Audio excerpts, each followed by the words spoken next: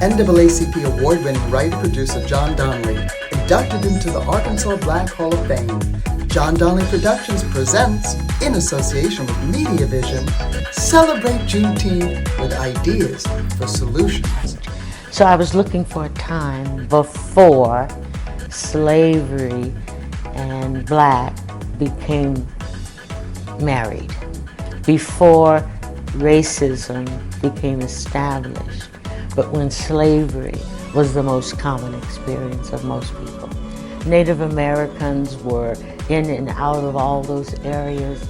So dividing the world up ethnically or racially was a deliberate and sustained event that grew. Hands up! Don't shoot! This is our time!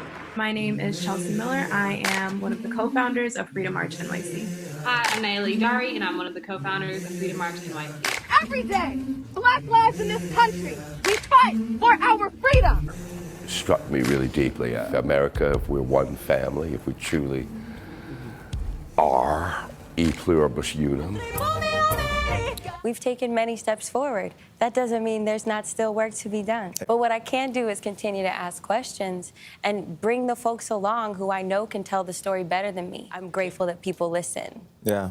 And that's why I'm like, your voice has power. Please use it in whatever way that you can. Meaningful change, but we can't make it happen if we don't make space for all of us. And the difference of opinion. I think discord is good. Dissent are examples of how Asian Americans have been treated as less than Americans. This issue is becoming amplified and becoming something more of a national one.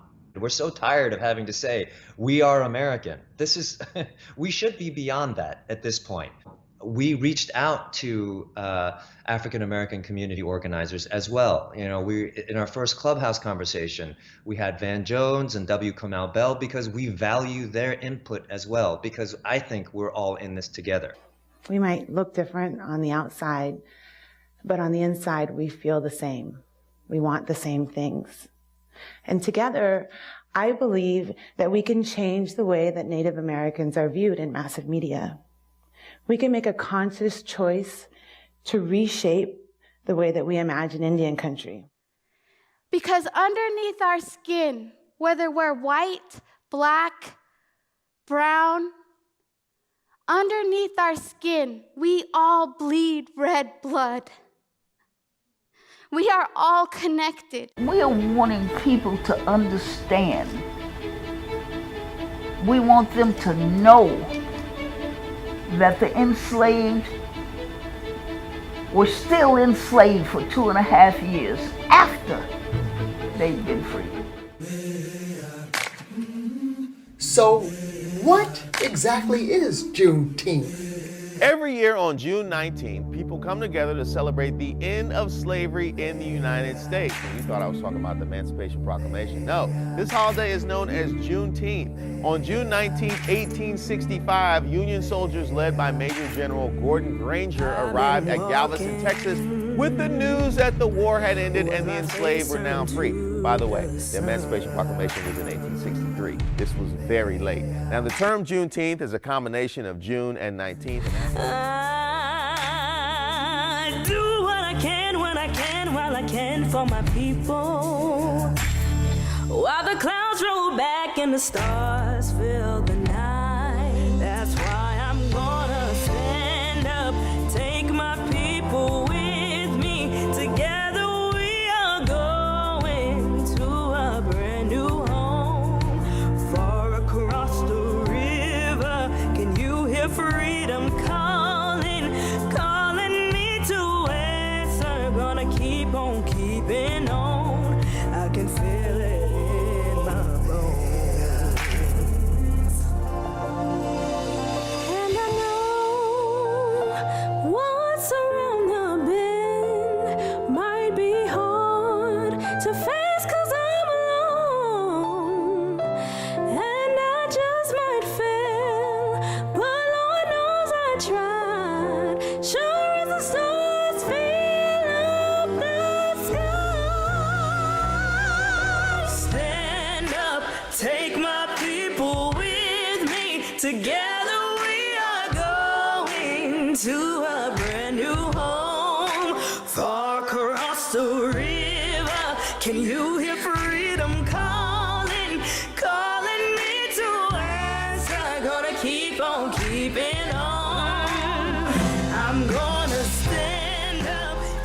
And now, here are our hosts for the special to celebrate Juneteenth with ideas for solutions.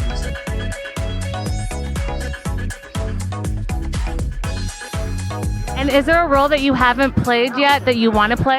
Are we going to see more of that? Yes, you are. We actually have a game show coming that's all about, black dating and love. And now, here's the host of our Juneteenth special, journalist, writer, producer, Linda Antwi. Hi, and welcome to Celebrate Juneteenth with Ideas for Solutions. My name is Linda Antwi. I'm in Los Angeles, California, and I'm so excited for you to join us today. We have an exciting Juneteenth special for you that honors the ancestors while offering ideas for solutions to help end racism, bridge the social divide, and work towards uniting people of all ages and races in America. We have entertainment, poignant interviews with prominent guests from all walks of life who share insights that shed light on systemic issues that have plagued America while educating those who are in the shadows about their own history. And now, let's celebrate Juneteenth. Every great dream begins with a dreamer. Always remember, you have within you the strength, the patience, and the passion to reach for the stars to change the world. Harriet Tubman. Here's a greeting from Pamela Tyson Mudd, Obie Award-winning actress, known for the movies Seven, Sister Act 2, What's Love Got to Do with It?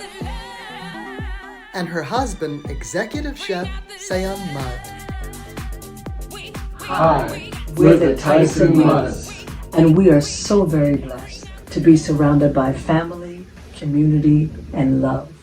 And this is the griot of our family, our mother, who turned 90 years old this year, who has passed down her stories of trials, tribulations, and overcoming adversity, to be one of those who has paved the way.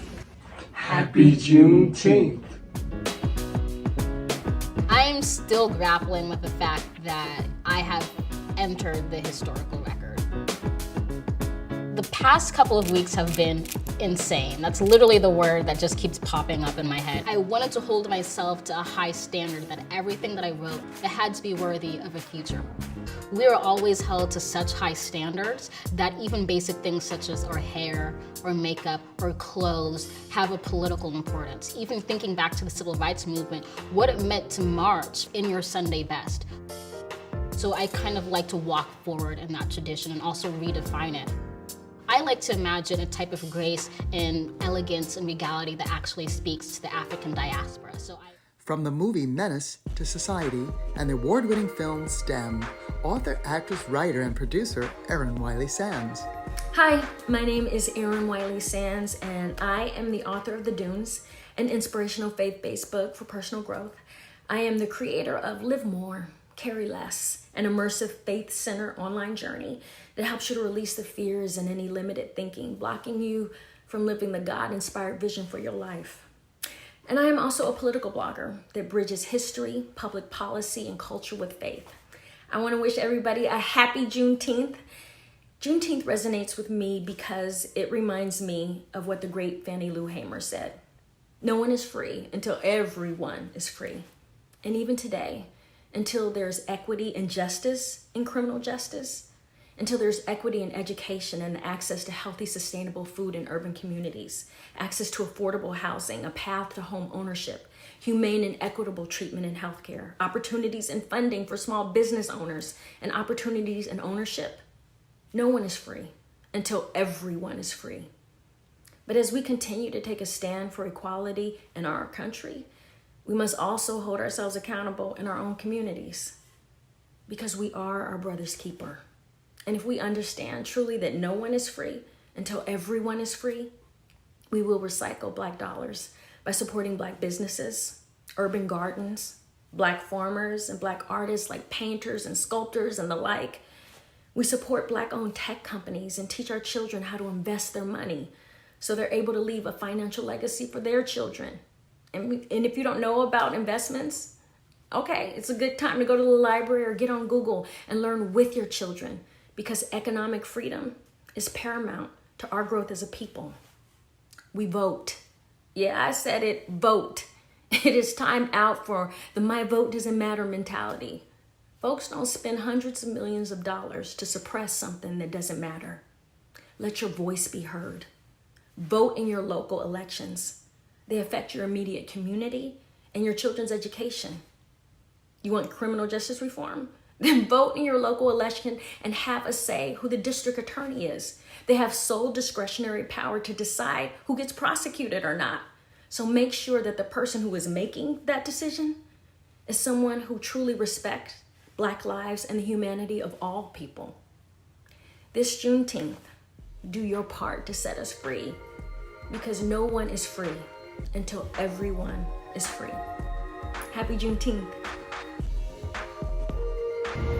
Happy Juneteenth, everybody. I'm Faye Best. I'm from Los Angeles, California. Happy Juneteenth, everybody. I'm Gabriel Espina from Montino, California. Happy Juneteenth, everybody. I'm Amir Walker. I'm from Detroit, Michigan.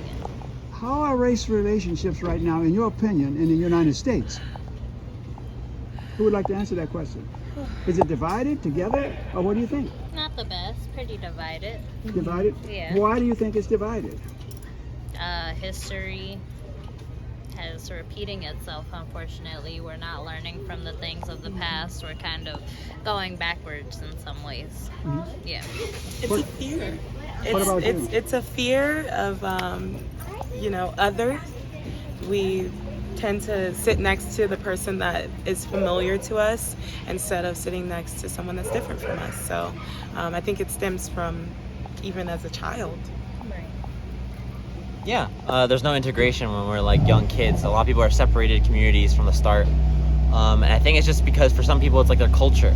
Like they really protect their culture and what they believe in. I think the most important thing is to be conscious and to act.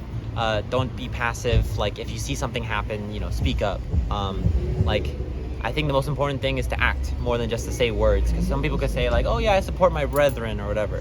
But it's acting that matters. It's being present. It's being conscious of what you say, of what you do. Right. Loving one another is so important, and it's what we lack so often. Just love one another. It's not that hard. And learning about how different cultures interact and how they learn from us. What is our best approach to each culture? And that starts with education.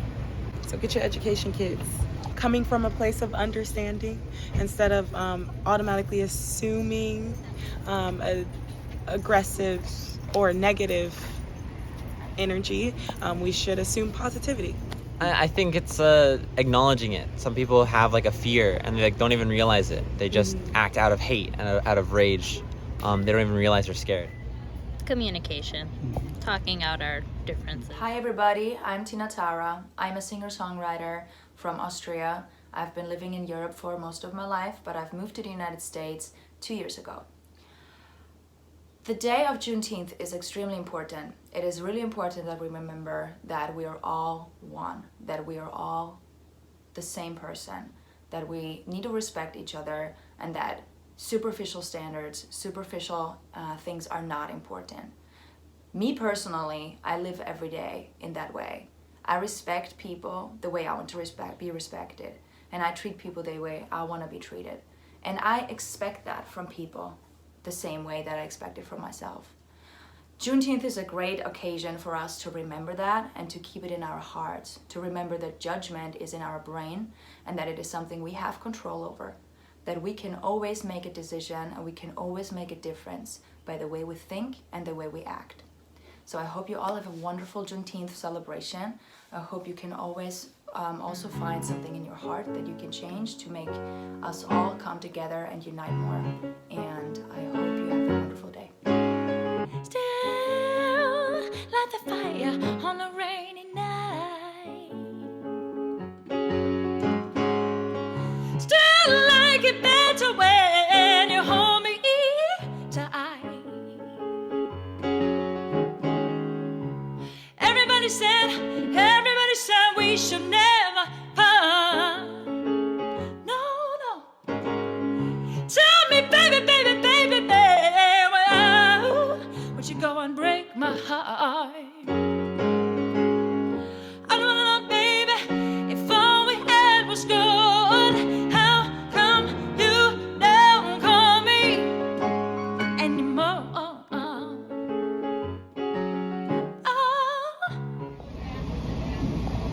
Happy Juneteenth.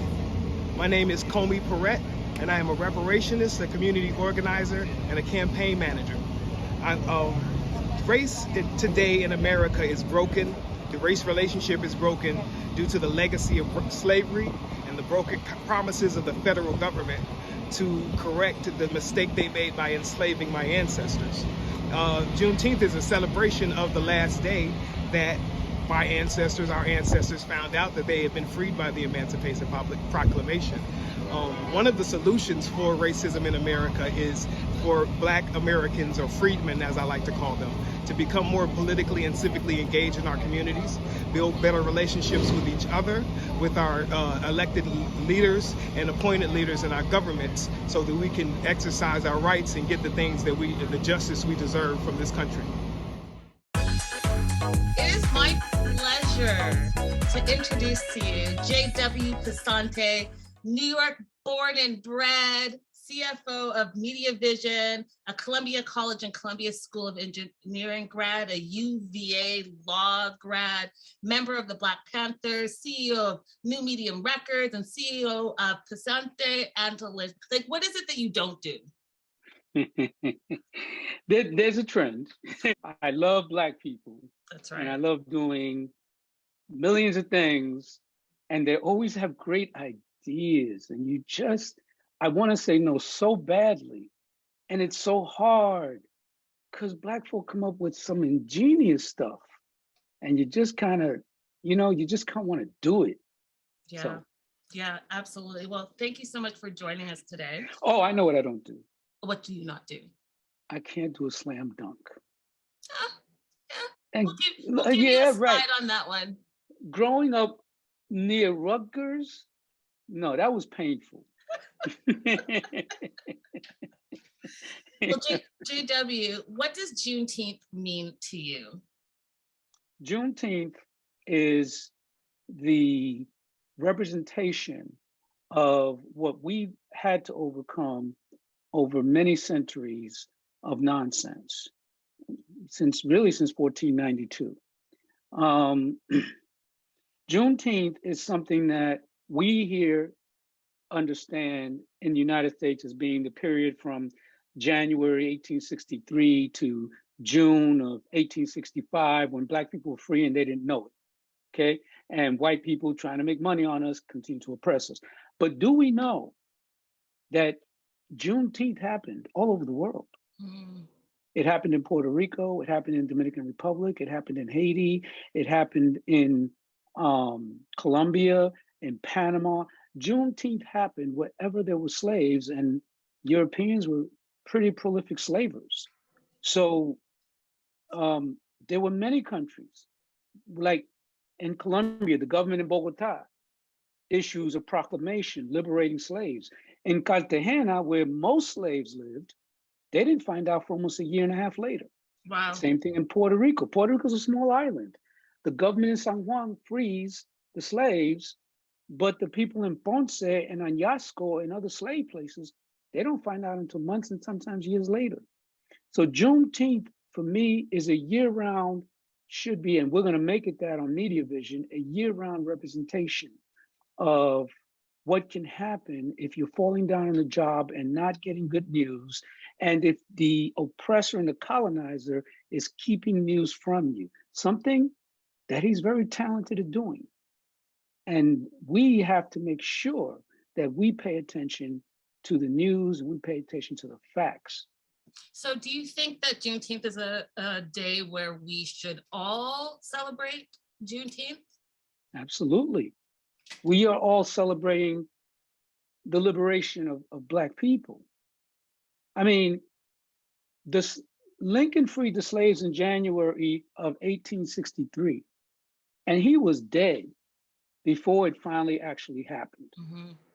And, you know, we have to realize that freedom comes at a cost.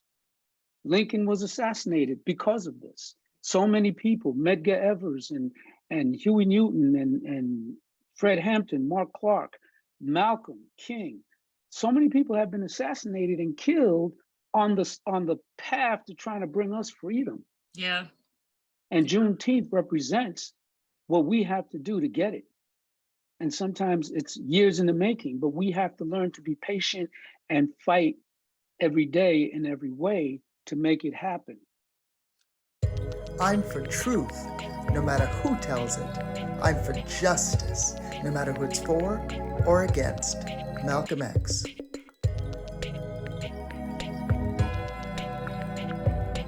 Generations of Americans have marched, picketed, and shed blood to establish and defend. On January 6th, we all saw what our nation would look like if the forces who seek to dismantle our democracy are successful. My name is Jimmy Cunningham, and I'm the Executive Director of the Delta Rhythm and Bayous Alliance in Pine Bluff, Arkansas. Yes, that part of the country we call the Delta, home of cotton, catfish, and blues. And the question arises as to how can we better promote racial understanding and racial harmony. For many years, I've watched people struggle. I've watched communities struggle with questions of inclusion and equity and diversity. It's a very complicated question, and often these concepts are dealt with in the abstract. Oh, we all support equality. Oh, we all support diversity. And then we come together and sing Kumbaya and leave, but we leave and walk into a world that is still governed by power. And so the courage to talk about power sources in our conversations is important. We live in America, in a capitalist society. And the beginning of that capitalist society is rooted in white supremacy. It is rooted in white male privilege. No conversations, no neat, wonderful, let's all sing songs, kumbaya conversations will ever go anywhere if they're spoken of in the abstract. We must begin with where the power is and have conversations about the implications of how white supremacy interacts with all of us, black, white, brown, red, and yellow.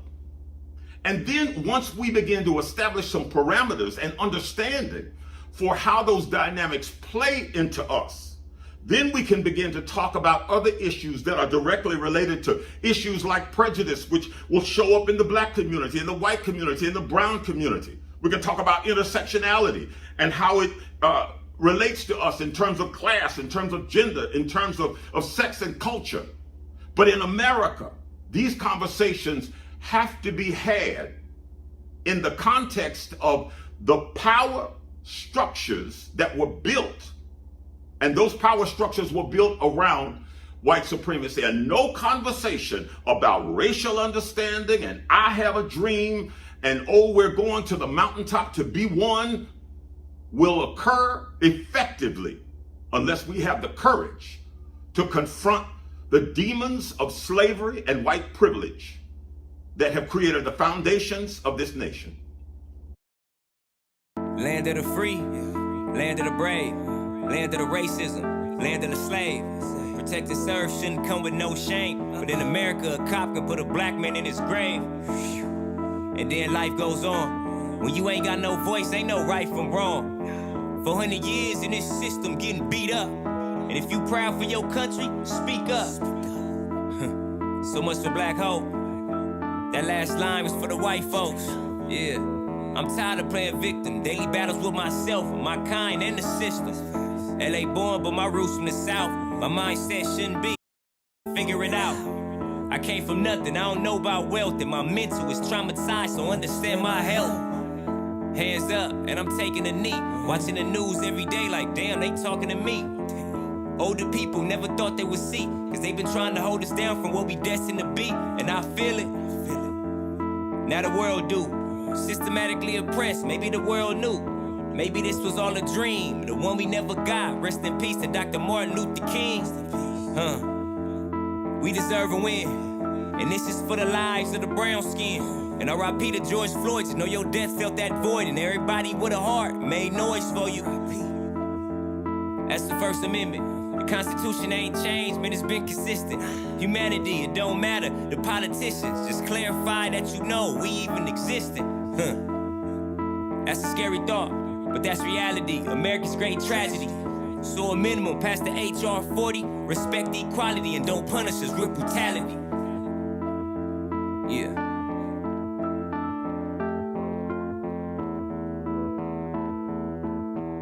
And so bringing it to present day, how can we heal the racial divide in America? Well, that's a two-part problem, white and black.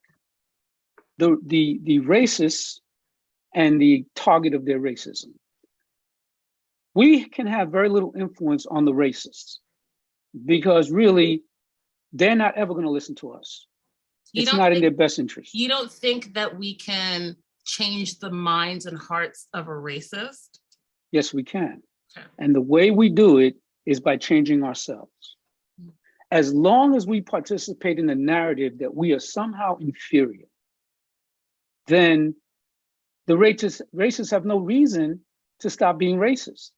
But when we start to show as a people, when we start to create the image that Black people are talented, sexy, smart, capable, on time, can bring in the job, under budget, when we start to show that as a people, we start to respect ourselves, respect our women, respect our men, when we learn that you don't speak bad about other Black people. You don't. Doesn't matter what you think. If you can't say something good, keep it to yourself. So when we start to realize that we have to say good things, and there are bad people in our community, but there are bad people in every community. Mm-hmm. You don't hear white people going around the world talking all bad about white people. We talk bad about each other all the time. So step one, we have to respect each other. Mm-hmm.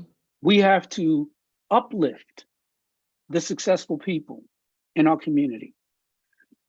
I had a relative that graduated from North Carolina A&T, and I told everybody, we have to be there.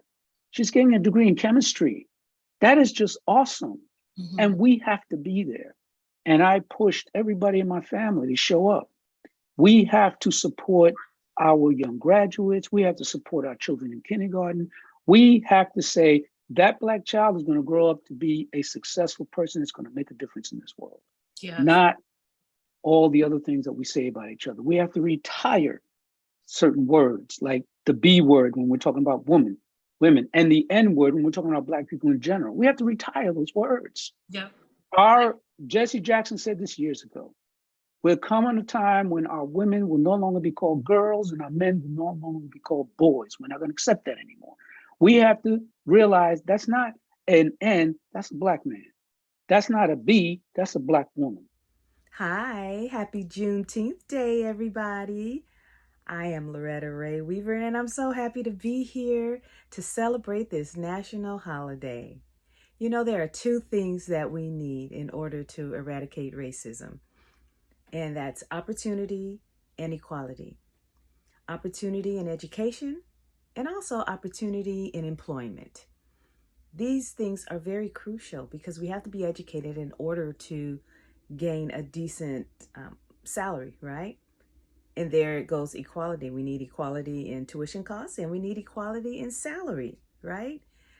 So I think those two things, and especially in STEM programs, the science, technology, engineering, and mathematics programs, all across the board, we need equality and opportunity there as well. My name is Dustin Warren, and happy Juneteenth, everybody. Juneteenth is a day of celebration that has been going on for well over 150 years. But sadly, in all that time, racism has not been eradicated in our society. But I believe it can be. And I think the first step is for everyone to realize that racism exists in our society.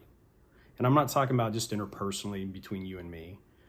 If you ask most people, I think they'll say they're not racist, and they're probably right. They probably aren't racist.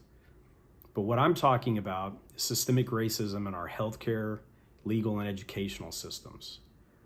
And that systemic racism is exacerbated by an incredible wealth gap among minorities and white people. The data is there. Dig in, find out for yourself and understand. And then set about doing something yourself. What can you do? You can buy from minority-owned businesses. You can use your vote to elect politicians to bring change to our laws, make access to healthcare affordable and reachable for everybody. People created racism, and people can eradicate racism as well. One love, everybody. A contestant on American Idol, amazing singer, dancer, actress, Nia Renee. There's a light in the darkness, though the night is black as my skin. There's a light burning bright, showing me the way. But I know where I've been. There's a cry in the distance. There's a voice that comes from deep within. There's a cry asking why. I pray the answer's up ahead. But I know where I've been. There's a road we've been traveling, lost so many on the way. What the riches will be plenty, worth the price we have to pay. There's a dream in the future. There's a struggle that we have yet to win. But there's pride in my heart, 'cause I know where I'm going. Yes, I do. And I know where I've been. Yeah. There's a road we must travel. There is a promise that we must make. Oh, but the riches will be plenty. Yeah. Worth the risk and the chances we take. There's a dream in the future. There's a struggle that we have yet to win. Use that pride in our hearts to lift us up until tomorrow. 'Cause just to sit still would be a sin. Lord knows, I know where I've been. Yeah, I give thanks to my God 'cause I know where I've been.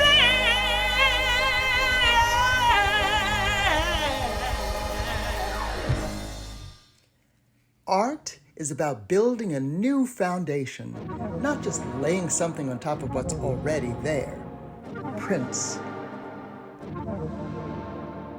Here's an incredible young activist, co-founder of Freedom March NYC. Speaking with Chelsea Miller, a 25-year-old Brooklyn native, one of the leading voices in youth activism, and a founder and organizer of Freedom March New York City, that has led nonviolent protests in New York City in the wake of the George Floyd murder and that of many others. Chelsea and her co-founder, Nayala Adari, are Columbia University alumni who are at the forefront of mobilization efforts in New York City. Freedom March New York City is mobilizing to become a youth-led civil rights organization for our generation. Greetings, Ms. Miller. Thank you for being here today. Thank you for having me. Really excited for us to unpack a lot of the conversations that we've been seeing, especially rise over these past few weeks, and really center that in our own history and understanding of that and how we move forward. So very excited to be here. And it's entirely our pleasure that you've been able to break out some time from your incredible schedule to give us a sliver of your brilliance. Okay, so you have led and organized several Juneteenth celebrations, including an upcoming June 19th event in Prospect Park, Brooklyn. What's the significance of Juneteenth to you and Freedom March New York City? I think that it's important when we understand Juneteenth that first we acknowledge the fact that it is a celebration of freedom, but I think it's also an acknowledgement of freedom delayed and often denied, and the reality that for a lot of Black people, we have consistently tried to find ways of being free, even while existing in an unfree state, right?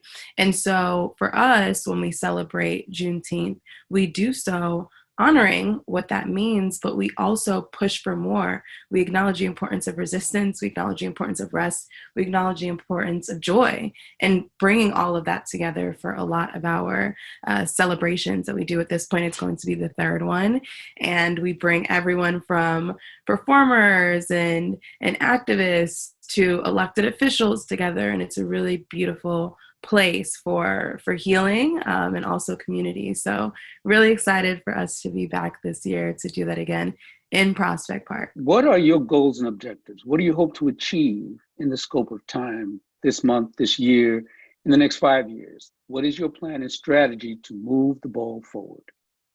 Yes, so that is a loaded question, JW. So I will say that as far as the objectives for at least this month, because this month has proven to be quite a wild one as we are gearing up for the midterm elections, which is in November, but in the organizing space is no time.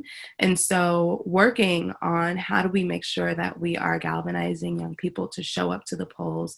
How are we making sure that we are diligent about some of the key issues that should be coming up over these next few months in the election cycles and conversations that folks who want the youth vote should be having and prioritizing?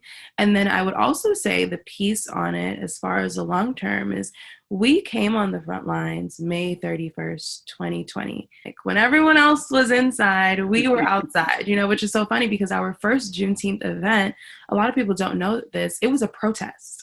So our first Juneteenth event in 2020 was a protest that then led to a celebration, which actually isn't uncommon on the front lines because more often than not, after some type of organizing, what we usually do is try to find opportunities to decompress. Usually it's just organizers though, right? We'll go find something to eat, we'll go over to someone's house, etc. But this time for Juneteenth, we were like, after this protest, let's go and celebrate what it means to be Black existing freely and defining what free looks like to us every single day. And so for this Juneteenth that's coming up, it's interesting because it's not a protest anymore, right? Because everyone is back outside again. Whereas before we didn't need permits and there was no one else in the park besides us. Now it's like everybody's outside. And so it's an interesting place to be in because we know what Juneteenth, what it took for it to even be a national holiday, because we were a part of the folks who were on the front lines to make that happen when no one else was outside during the pandemic. And so now that folks are outside, I think it's beautiful. But I also think we have to make sure that we are intentional about still keeping true to that messaging of resistance, but also that celebration piece. And I would say long term, that has always been the priority of Freedom March NYC and always has been how we've centered our activism and our work, finding that balance, honoring Black history, honoring the folks who have come before us, understanding the responsibility to do so, paired with how do we make sure that we are centering our narratives in a way that is authentic and truly telling of not only current times, but history. So the future looks like centering those narratives. And the reason why we also came on the front lines was because we saw that there was a narrative that was being spewed around the importance of property and why folks who were coming outside in 2020 were a danger to society, were hoodlums, rioters, thugs. And we have such an emphasis nowadays on the Fourth Amendment, the right to bear arms. But a lot of times we forget about the First Amendment, the right to protest when it comes to Black people. And so it was really important for us to go out there and reclaim that narrative and show that we absolutely do have a right to exercise our First Amendment right. And we have a right to show up, and we are standing on the backs of our ancestors when we show up. It's not just simply us alone, and we are not the first generation that's been tasked with this. So a lot of work to do, continuing to amplify the message across media platforms. I'm working with Now This year, the political commentator, especially leading up to the elections. We have a lot of fun stuff that's coming up, and continuing to just do the work in all spaces. I think that's important. Our voices are needed everywhere. Good morning. My name is Ms. Danina from Los Angeles, and this is my son, Artania Pinky. And we would like to wish you all happy Juneteenth. When I think of racism and discrimination, I'm not always sure that it is something that will disappear in my lifetime. I think that people originally discriminated out of fear and discomfort. But if we really look at the whole pie, we're actually more alike than we are different. But I think there are some people that like to have people in certain positions. They like to be on top, and they want to decide kind of who's going to be on the bottom. I also think that when you begin to teach these behaviors to your children, this is where we get stuck. D'Artagnan, what do you think? I think the best way to address racism and discrimination starts with education. It starts with giving people an honest truth about the history of America and really using that as a stepping stone for real discussion so we don't repeat the same mistakes that we've made before. Oh, I like that. Education. Very important. So on this day, we would like to wish you all once again a happy Juneteenth. What do you see when you see me? Do you see a color? Trying to figure out what color? Some of you can kind of know that I might be both colors. And you're absolutely right. I am just as much Black as I am white. I am just as much white as I am Black. And you know what? I have to collide the two to exist for myself. You see, because if I deny any aspect of myself, who am I? I'm nothing. When people ask me what I am, I say, I am a human being. I'm human. Why do you ask? I just want to encourage you. See people as human because we cannot exist without each other. We are one. Juneteenth, hell mother effing yes. It represents freedom and we all deserve it. And we are caged by our perceptions and how we see and think of one another. And that needs to stop. Stop filling out in an application what race you are. It's no one's business. No one's business. The business at hand is to love one another and to heal your mind. Guys, I'm so excited about our next interview. Monique Marvez, you know her from Showtime, Amazon Prime, HBO Max. She is a stand-up comedian extraordinaire and radio talk show host. Welcome, Monique. Thank you for having me. And a former radio talk show host. Now I'm pretty much touring as a stand-up. And if I can get a plug in, I'm excited. I'm doing Big Boy's Funny Mother F's on the 25th. I love it. Of June. I know, me too. Because I always tell people, I know I look like a middle-aged white woman with good credit, but I am 100% Latina, total minority. I honestly believe that art is the only thing that really saves us. I mean, if you look at the history of the world, I mean, literally the history of the world, art always reflects the time in which it was created. So if you look at, England back in the workhouse days when they were like child labor and whatnot, and then you read Charles Dickens, a lot of people aren't aware of how much Charles Dickens affected changing, even just Ebenezer Scrooge changing the attitudes.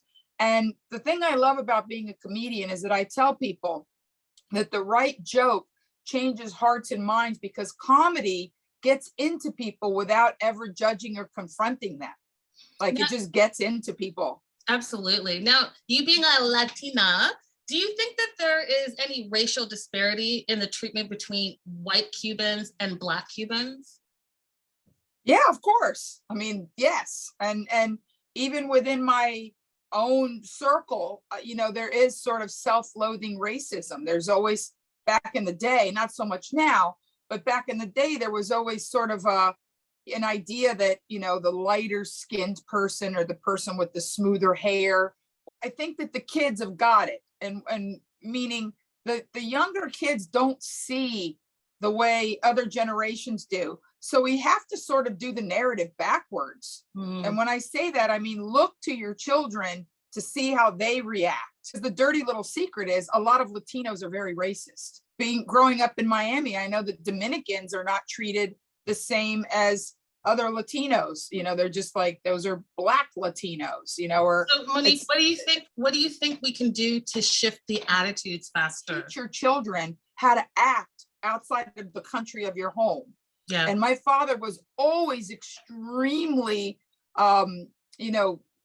just instilled in us that you judge people by their heart, you judge them by their attitude, you judge them by, who they are as an individual. Is that the right thing? The universe seeks balance. That if you lean into the right thing, you're going to be carried with the flow of life, with the positive. You're just going to have a better life if you lean into supporting.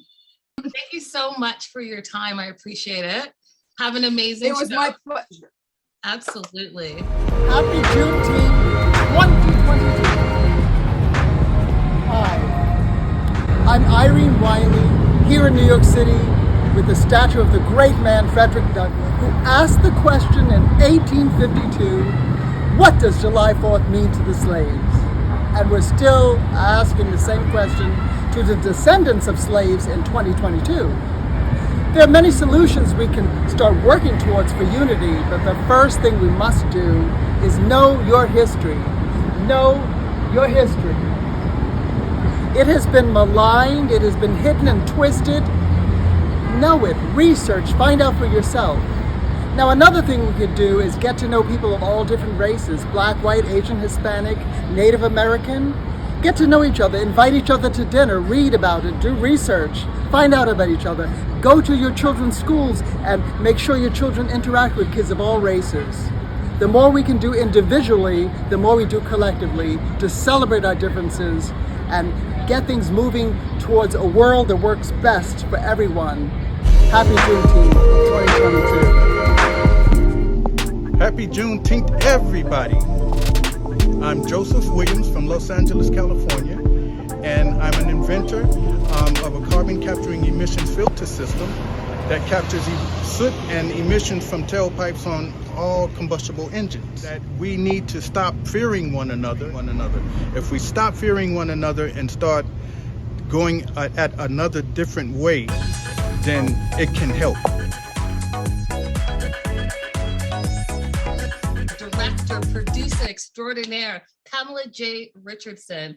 Many of you will know Pamela from Gold Digging for Love of Money.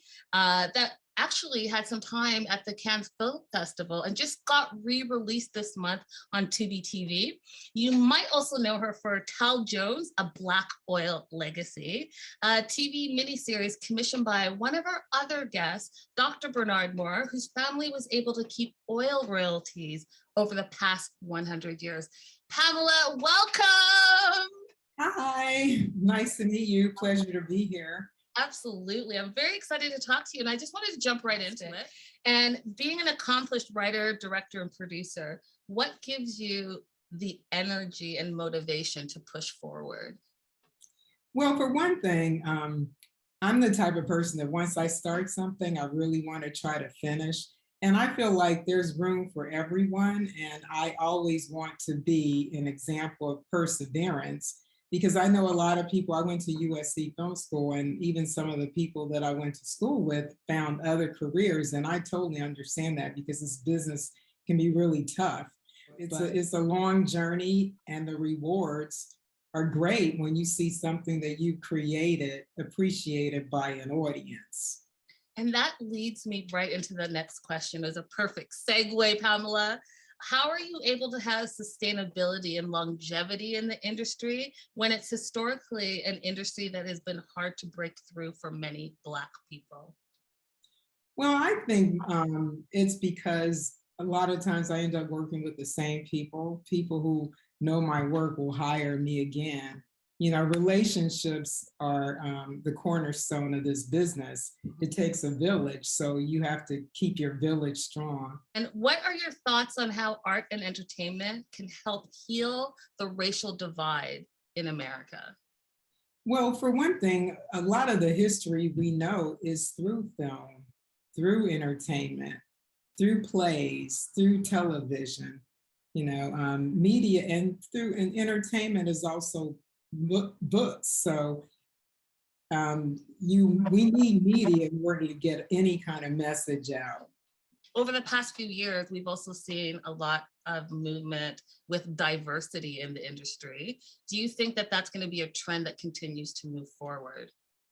I think the industry can't help but allow it to be a trend, because now with streaming media, there are just so many outlets. And now also, when I first got into the business, everyone was shooting film, but now everyone has a camera, and the cameras are really high quality and they're smaller. So there's opportunities for a lot of people. You just have to have the courage to step out and follow your dream.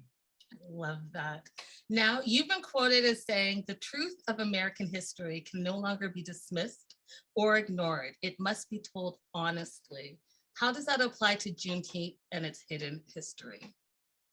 Well, you just pretty much said it. It was a hidden history until it became a holiday. A lot of people didn't know about it.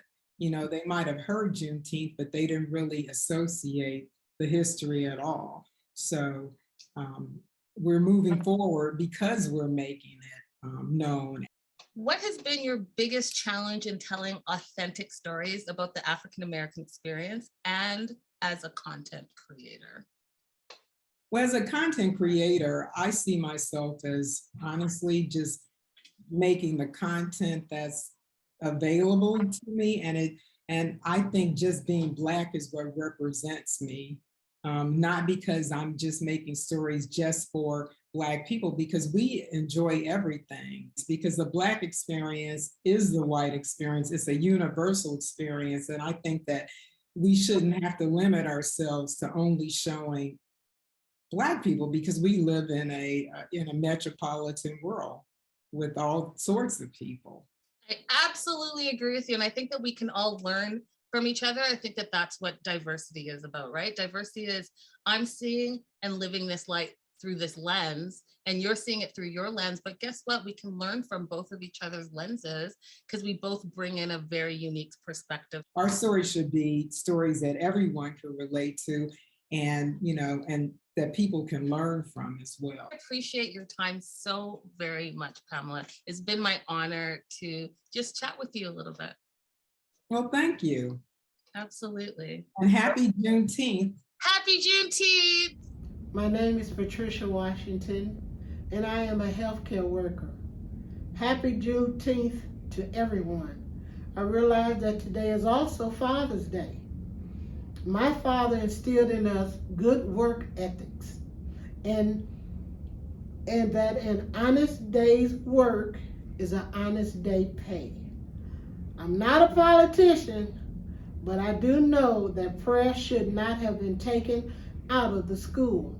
And I think that if we learn to love one another, we wouldn't have as many racial issues that we have.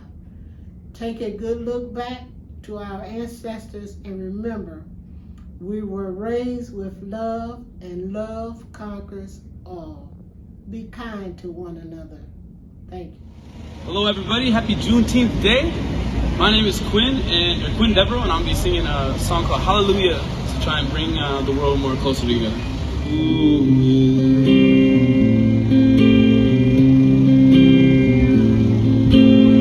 Maybe there's a God above. All I really learned from love was how to shoot somebody who outdrew you. It's not a cry that you hear at night, not somebody who's seen the light. It's a cold, oh, it's a broken hallelujah, and hallelujah, hallelujah, hallelujah, hallelujah.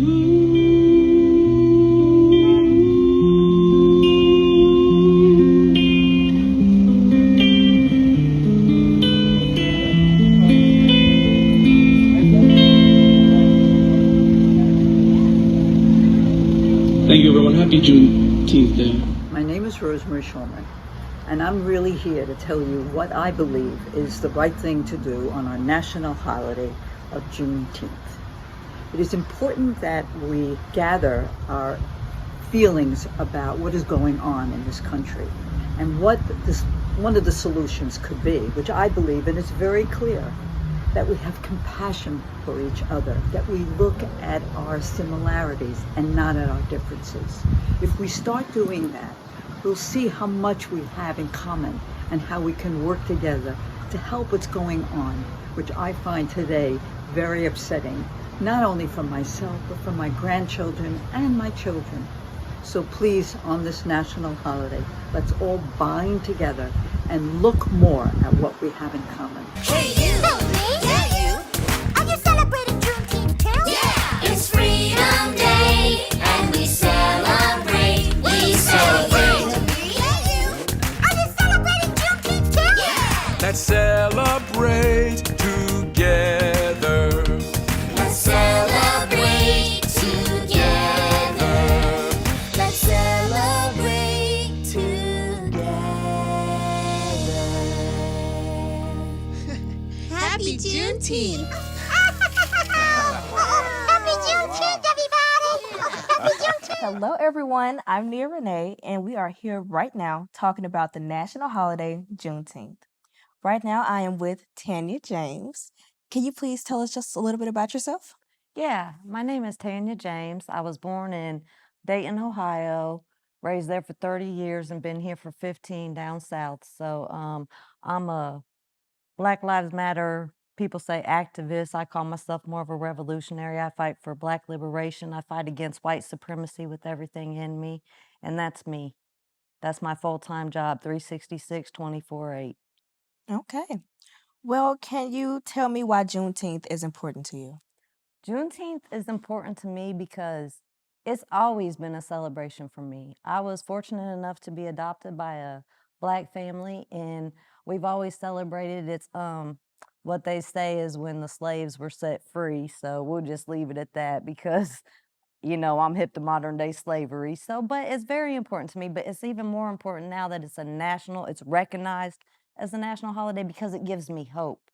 Because now white people have to see that, yeah, they're not slaves anymore. They haven't been slaves for centuries. So it's important to me that it's now recognized. Okay. Well, can you just give me a few steps that you feel should be taken to bring an end to racism and discrimination? Oh, yeah. Racism is a white people problem. White people have to tackle racism. I don't feel like melanated people should even have to be fighting this fight anymore. They have fought it for over 400 years. Racism is taught, it is embedded, and it needs to be just dismantled like the entire system.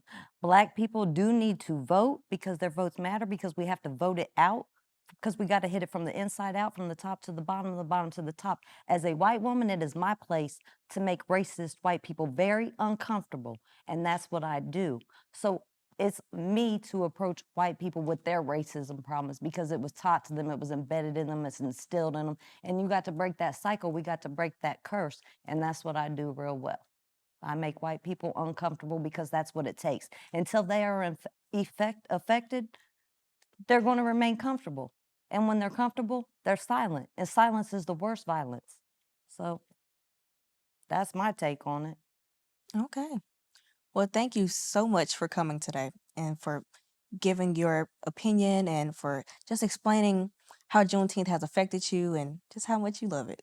Well, thank you for having me. We also have to focus on ourselves because at the end of the day, we're human too. We have to protect our mind and our body rather than just go out there and do what the world wants us to do. Simone Biles. Can you feel that? Can you feel that? Can you feel that? Can you feel that? I can break it down like whatever you want. Do you want to see a slam? Do you want to see a dunk? What you want? I can make it bump like the way we did. The white man can't jump. I can break it down like whatever you want. Can you feel that? We have to learn to love ourselves. And once we show that, the employer, when he's looking to hire, is going to know, Black people are good workers. They show up on time. They are creative. I'm going to hire that Black man. And then we as Black employers, we have to hire our people. That's something that we don't do. We immediately think that a white man coming in the door is smarter than a Black man. No, he isn't. No, he isn't. He just had more opportunities. That's right. And now is your chance to give this Black man the same opportunities, and he might prove to be better. That's what we have to do as a people, uplift ourselves. Love recognizes no barriers. It jumps hurdles, leaps fences, penetrates walls to arrive at its destination full of hope. Maya Angelou.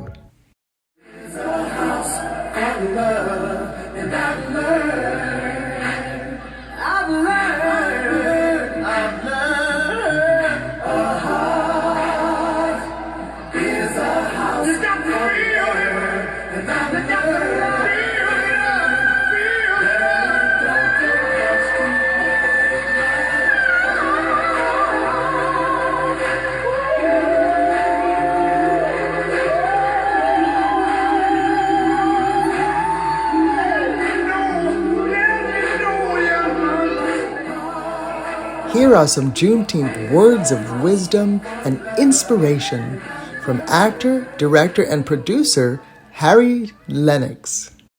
From The Five Heartbeats, Love and Basketball, The Matrix, Man of Steel, and The Blacklist.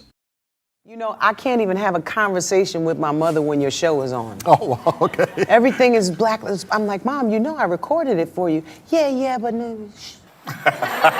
She is serious about the show. But obviously, many people are. Such a good show. Thank you. Great actors on it, including yourself. I've never waited for anybody. You know, we can complain about the state of Hollywood and what white people won't allow us to do, or we can actually go and do something ourselves. You know,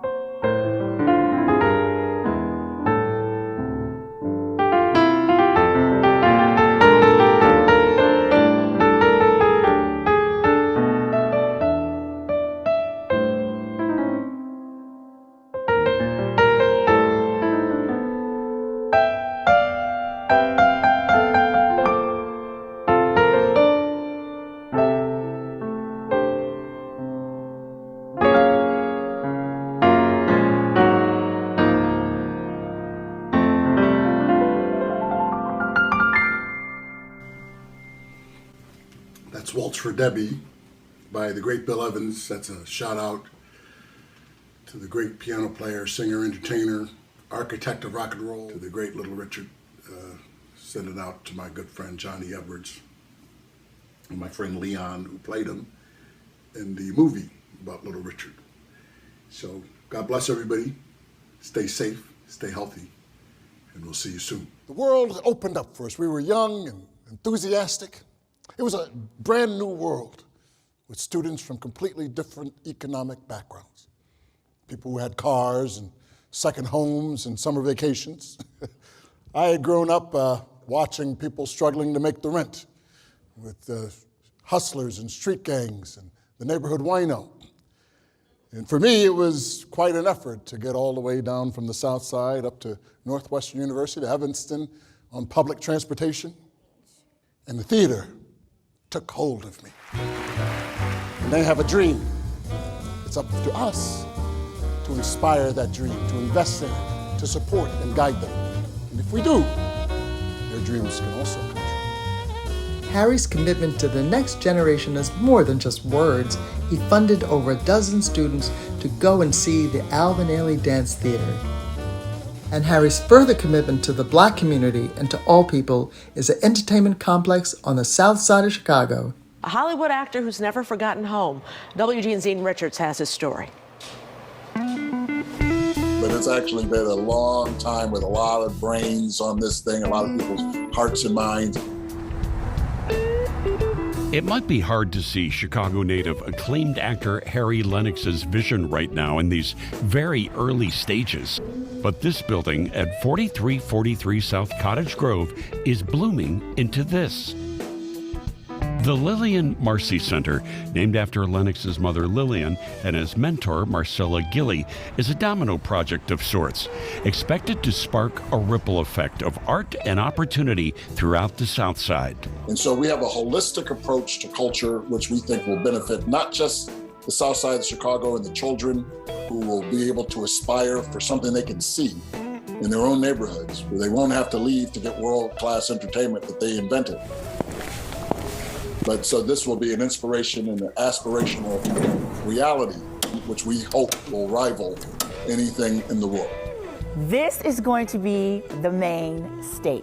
Teron Patton, Harry Lennox's good friend, We decided to dream big. is part of the team that birthed this idea. Harry started talking about the Lincoln Center in New York and how Rockefeller kind of did the same thing in New York City and had this ideal of all of these artistic entities coming together in one place and making a viable community. 100 years ago, Bronzeville was the artistic mecca outside of, New York. Ella Fitzgerald lived here. Sam Cooke lived here. Louis Armstrong lived in Bronzeville. We started saying we would love to bring that viability back.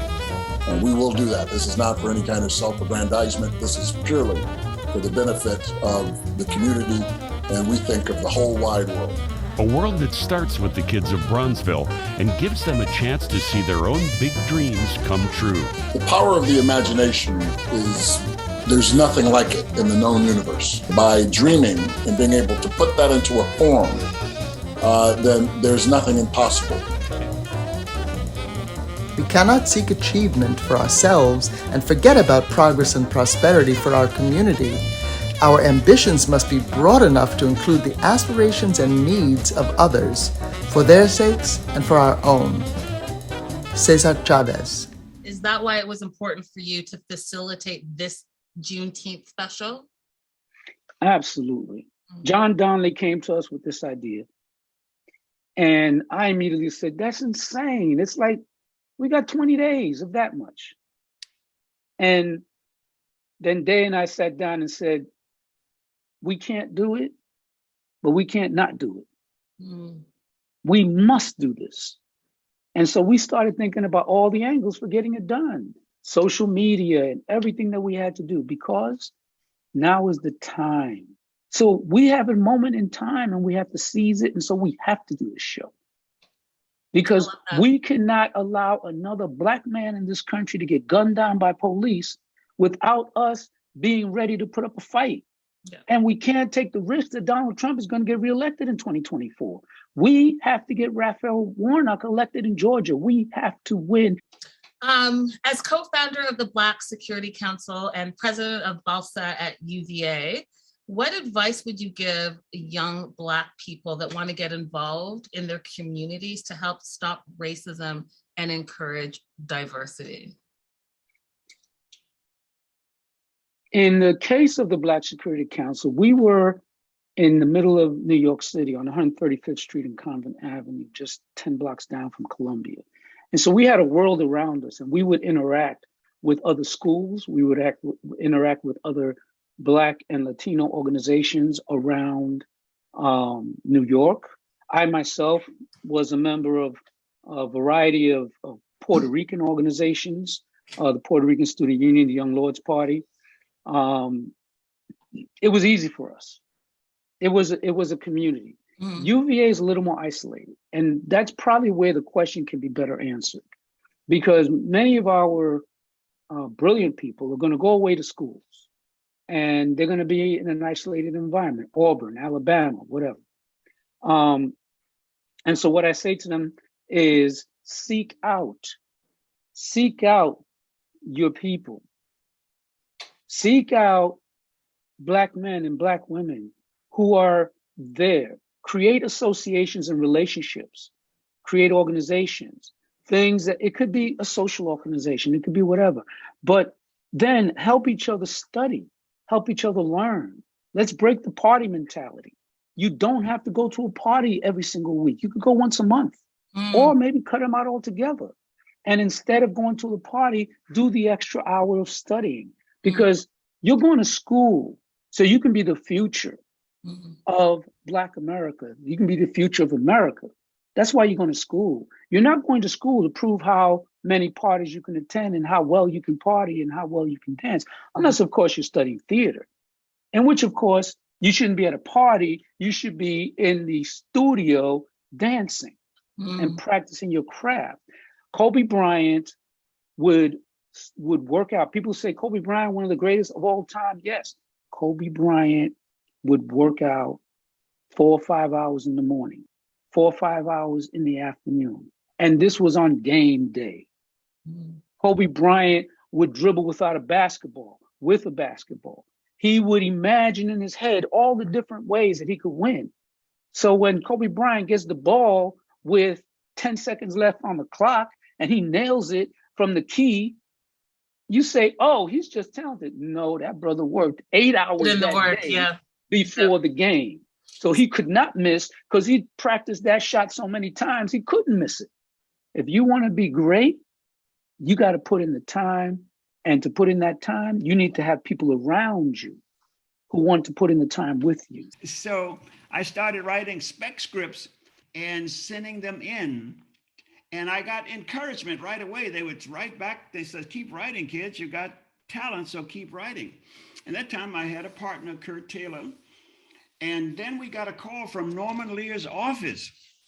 They said, we're getting ready to do this new show. It was the Esther Roll show at that time. It's called Good Times. So they invited us to come in and pitch.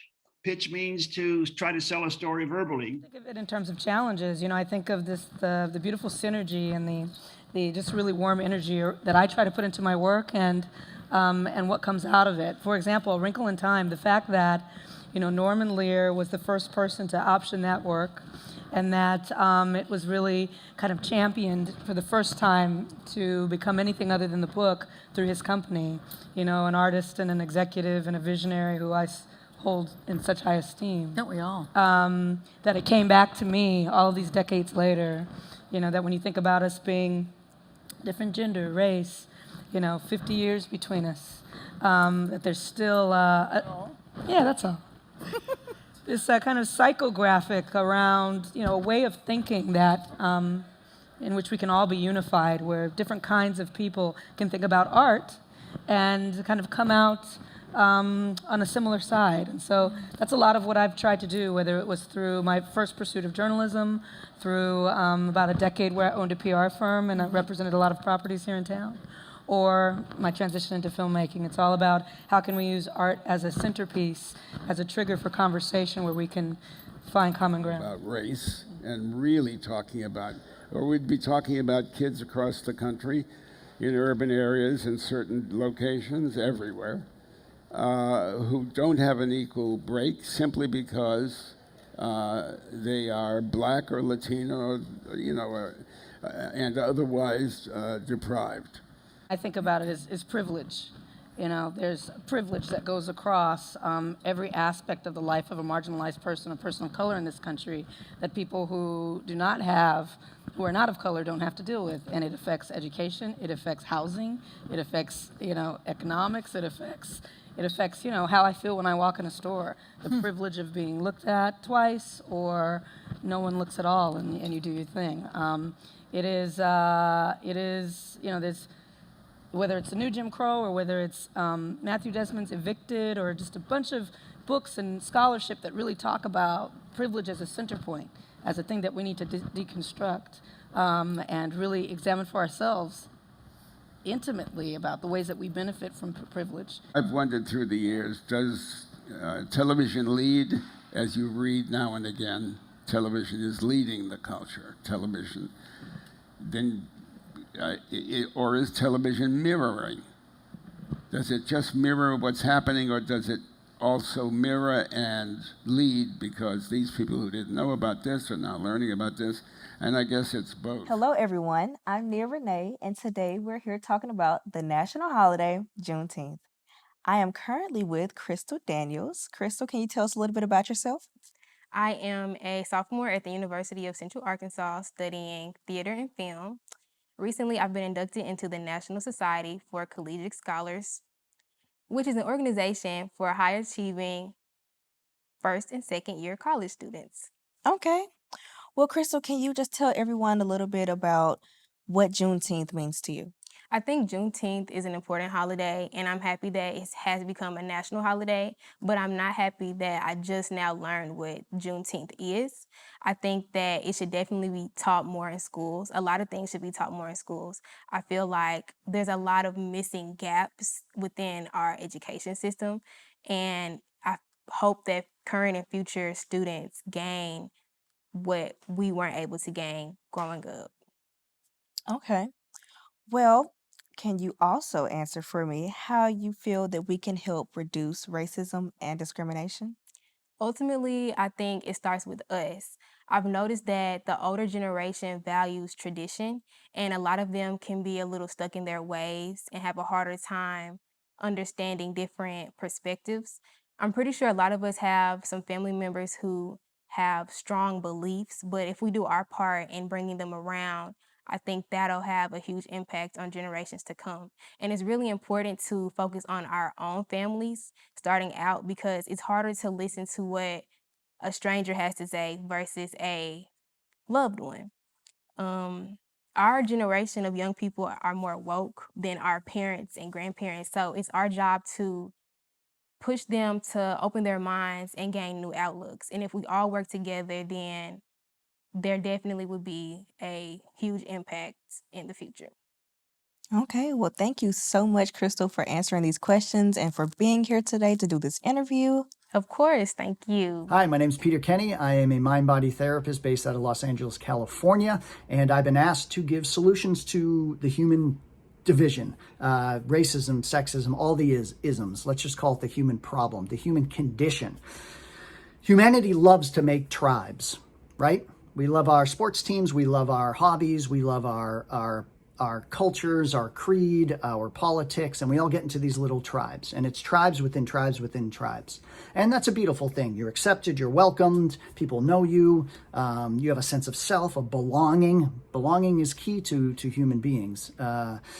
And that's a beautiful thing, as I said. But it's also a terrible thing, because tribalism leads to exclusivity. It's an us versus them mentality. And we get lost in this thing, the mind. The mind deceives us. You've got to always make sure that you're in charge of the tool and the tool is not in charge of you. So my solution would be, if you're willing, you got to work on yourself. You got to venture out of the safety of the known, the safety of your tribe. Expand get into the ocean, into the unknown. And that's where fear comes in. Fear will stop that. And that's fine. Everybody goes through fear. You just have to make sure that the fear does not drive you to lose control of your actions, which leads to violence. I think it's a great thing that we let people speak. And in fact, I love everybody putting in their 2 cents. I like to hear people who are prejudiced because I want to know where it comes from. I am not a fan of cancel culture. I think that's going in the opposite directions. I want to know what a person thinks so I can get closer to them, get to know them. When people become people, when humans become humans, that's where we make progress. So let go of your blackness, your whiteness, your sexual orientation, all these little labels and categories, they're flavorings of your life.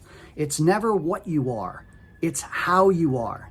Let's start judging people by the character of the person, the individual person. Meet people as they are and have a conversation. Get out of that fear and get into your humanity. Thank you. Take care. Let's look out for each other. Have Sir Frank Cooper and his lovely wife, Josephine Veloso. You guys, welcome so much. Thank you for being here celebrating Juneteenth with us. Thank you so much. Thank you. It's a pleasure to be here. Sir, Yes.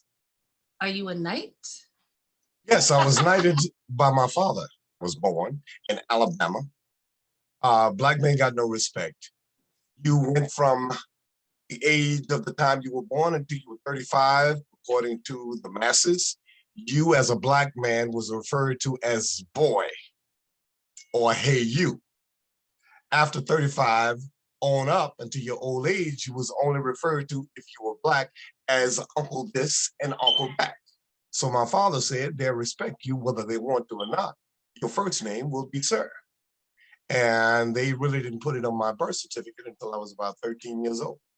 The founder of the AAH, the AHA Awards, and your wife right beside you in her endeavors as well. Chinese descent, born in the Philippines. She has her own degrees as well. And the two of you together have created this amazing legacy. And that's what where I want to start a little bit. Talk to us about your award ceremonies and what that means for not just African Americans, but just people in general and legacy. Well, the reason why I created the AHAs is because living in California, around the industry, I got sick and tired of hearing Black actors and comedians talk about how they were overlooked. None of these award shows has ever recognized them for their contributions. So I came up with the idea of creating the first award show for minority comedians and created the AHAs. Now, when I say minority comedians, it is primarily Black comedians, but we include everyone. As a matter of fact, one of our alumni is Margaret Cho and Paul Rodriguez. You know, I too, being Black, but being from Canada, hadn't learned about Juneteenth until my adult ages. I also want to say this, I'm sure that your experience has been an interesting journey because as an interracial relationship, as well as being two minorities, double minorities, do you feel that in 2022, racism, Black Lives Matter, all of that, do you think that there's a difference in 2022? Because we know we keep preaching diversity, and especially with you, sir, having so much experience in the entertainment industry. We made significant progress. The problem is that it's like going up a hill. You take one foot, you put it in front of the other one, and every step that you make, you are headed toward the peak of that hill. Well, it just so happens on the way up that hill, there are some muddy parts. And right now I feel like we're going through the muddy parts because a lot of things that we fought for back in the 50s and 60s, civil rights for different things and all that good stuff, we're kind of reliving all those things now again. And this is why it's very important that we teach our young people as to what our older people went through in order for them to be where they are and to be able to accomplish the things that they've accomplished. A lot of things that we as Black people have contributed to America is just that nobody has written about it, nobody talks about it. And if we don't reach back and teach our own, then we'll just be a bunch of people wandering around in the wilderness wondering, how do we get from point A to point B? When we talk about the school systems, and we even talk about nominating the first Black woman to the Supreme Court. Absolutely. We talk about critical race theory and Absolutely. how it's now all of a sudden become a hot button topic. What do you think that is? Because isn't Black history all of our history? Meaning that everyone went through that same history just through a different lens. America is a melting pot. But in that particular pot, you have some people that refuse to recognize contributions of minorities. For example, World War II would not have been won had it not been for the American Indians and their contributions, as well as the Asian community that sent soldiers to interpret different things and different strategies for our military in order for them to be successful. So we just have a lot of people that don't want to recognize the contribution of minorities to the well-being of America, and we need to educate those. And it boils down, we normally call with the ahas, PDR, pride, dignity, and respect. If we do those three things among us as Americans, we would get a hell of a lot better. Do you think that comedy has the power to heal? And if so, can comedy heal a racially divided America? The perfect example. One of the first Black people to run for the presidency of the United States on a serious level was Mr. Dick Gregory. A lot of people don't know that. I didn't know that. Dick Gregory used comedy to get a whole lot of points across. And through Dick Gregory, he was able to galvanize a lot of things concerning the civil rights of all minorities here in this country. So when we talk about racism a lot in America, we talk about Black and brown. Right. But I've been reading a lot about the Asian American experience and AAPI and how it's almost like you've suffered in the background and have been forgotten about.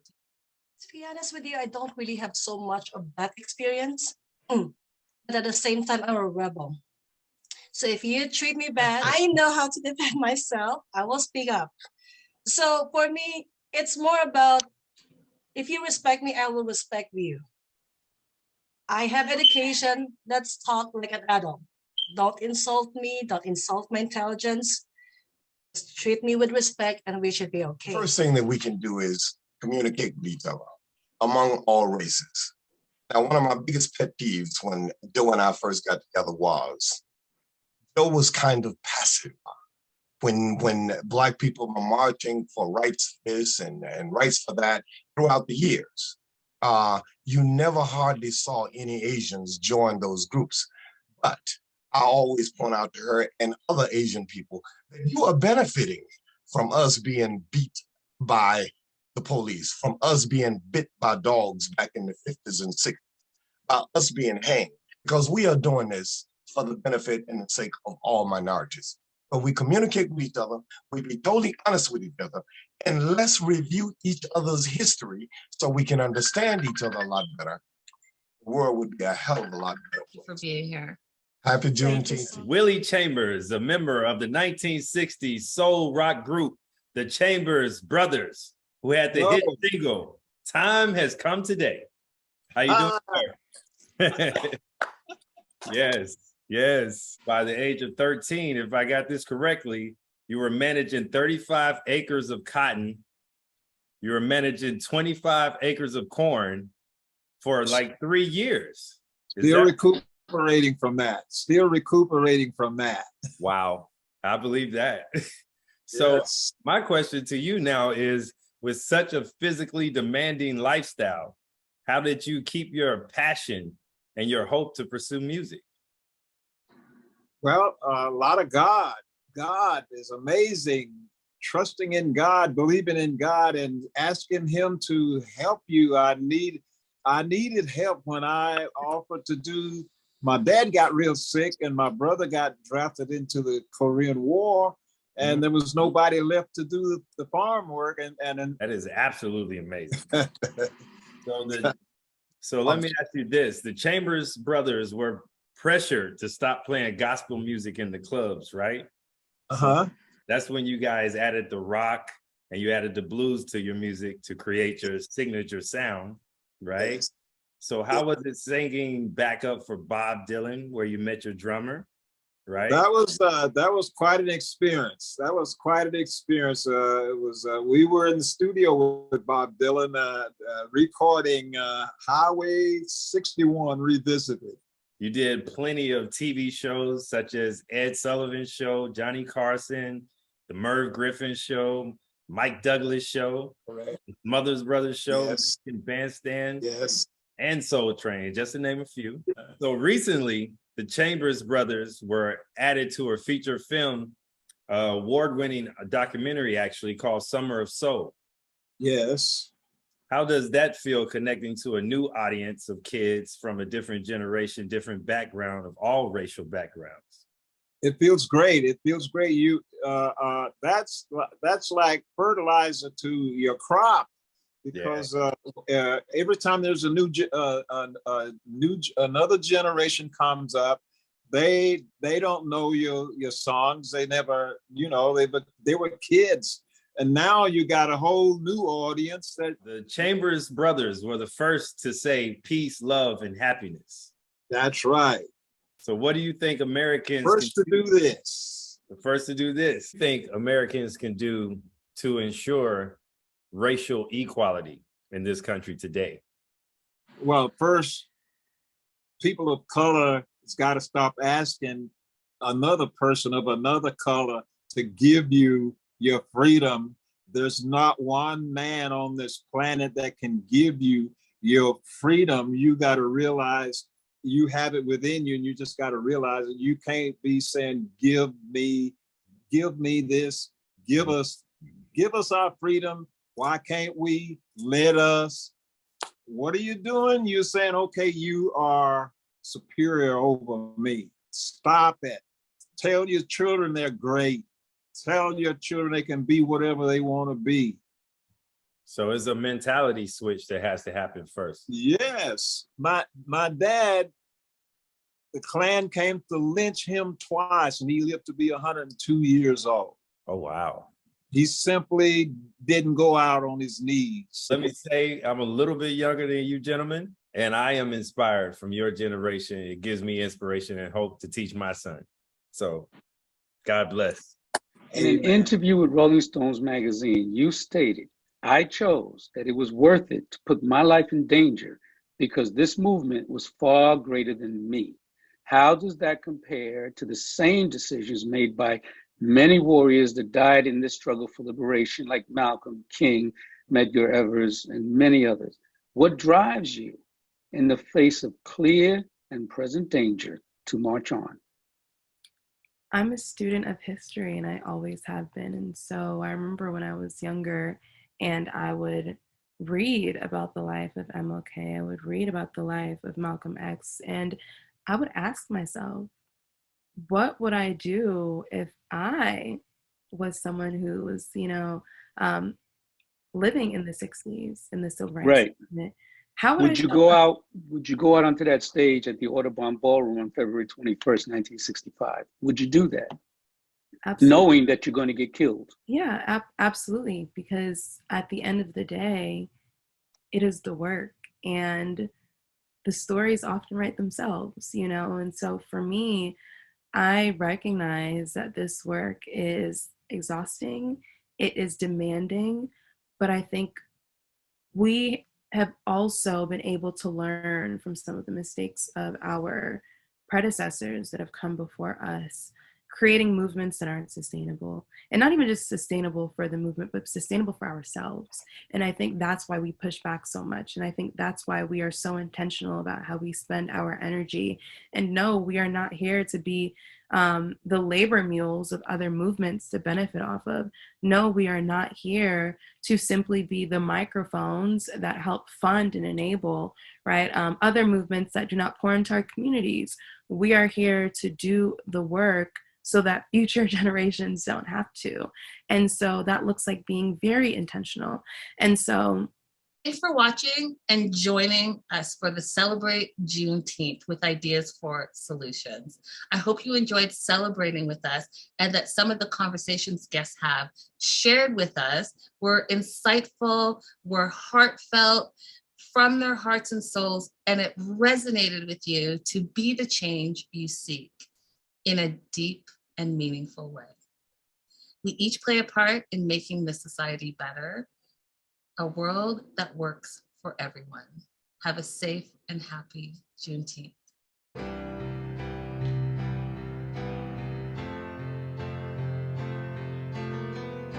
Imagine there's no heaven.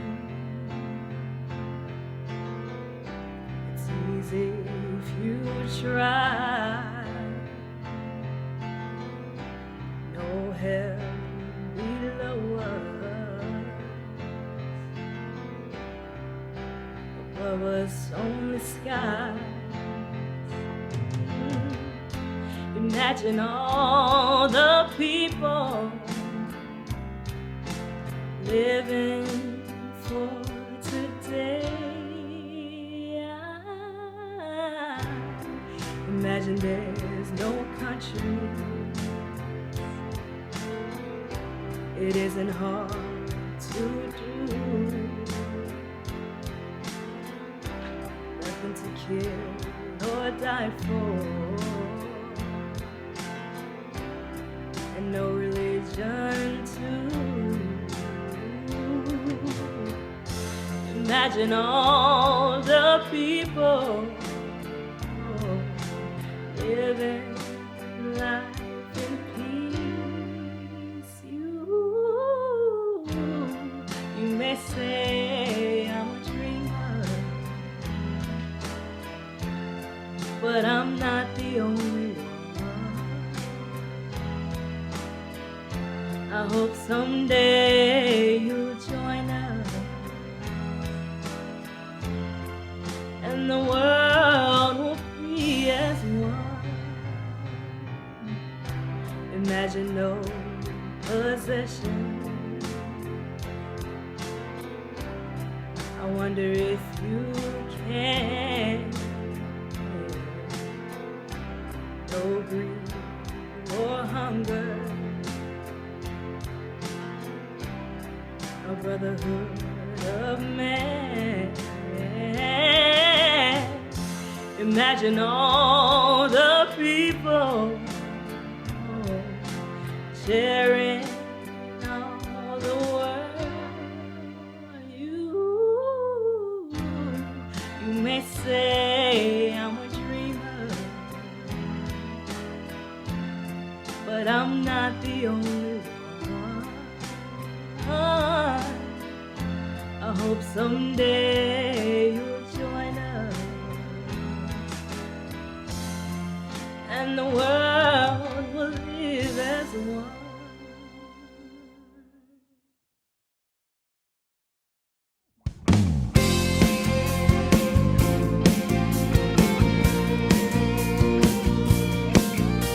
We live in a world of differences, separate and apart. And now's the time to come together, to open up our hearts and see the love among us that's calling us to be. The time is now for all to see that it's up to you and it's up to me. The walls that divide us, or the longing to come down, this is our chance to rise above and stand on common ground. You are my brother, you are my sister, we are one family. One family. Our hopes and dreams are calling to claim our destiny. You know the world is ready, the time is right. It's time that we unite. We unite. Oh, together we can do it. I know. Together we can. Together we can do it. Yes, we can. Yes, we can. I know. Together we can do it. Create a world in harmony. It's up to you and me. Yes, we can. Oh, together we can do it.